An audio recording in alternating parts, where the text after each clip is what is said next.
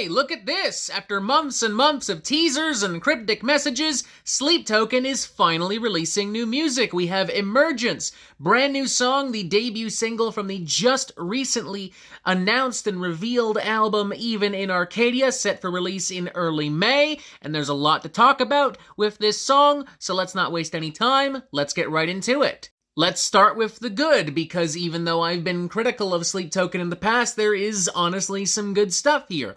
The chorus, for instance, is very big, very lush, very evocative, kind of feels like a lovey-dovey take on the kind of shoegazy alt-metal I would expect of a band like Deftones.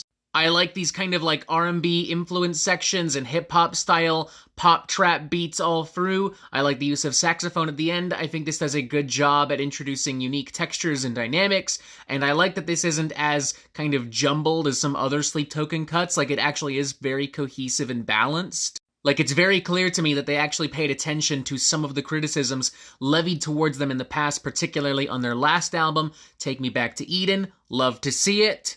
And Vessel, the band's lead singer and frontman, manages a pretty solid vocal performance. I mean, his voice is still a little warbly here and there. I still think he's hamming it up a little bit more than he needs to, but nevertheless, solid vocal performance. However, there are problems. For instance, the flow from verse to verse is a little weird. It doesn't have an especially funky time signature or rhythm, but just the way that, like, certain drum parts and guitars are laid down, just the way that the vocal flow is handled, it makes it sound as if Sleep Token are tripping over themselves at certain points. I also think the guitars are pretty poorly handled all throughout this cut. Like, it just consistently sounds like big metal bricks being thrown. Just these pounding, thudding guitars with very little variety. I would definitely prefer something a little bit more visceral with a little bit more body. The production, too, for the most part, while very good, does force the guitars to, like, really storm the forefront of the sounds to the point where it comes close to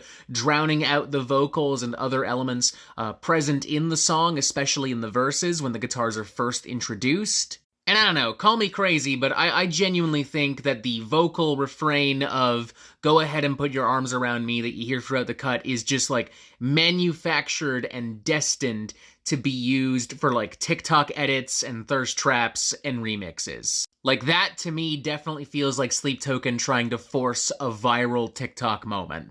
A lot of people are going to act like this is the best thing ever made. A lot of people are going to act like this is the worst thing ever made. In reality, it's somewhere in the middle. The people who love Sleep Token will love it. The people who hate Sleep Token will hate it. I'm still curious to see what the full album is all about. Hopefully it does have some crazier, weirder stuff, though.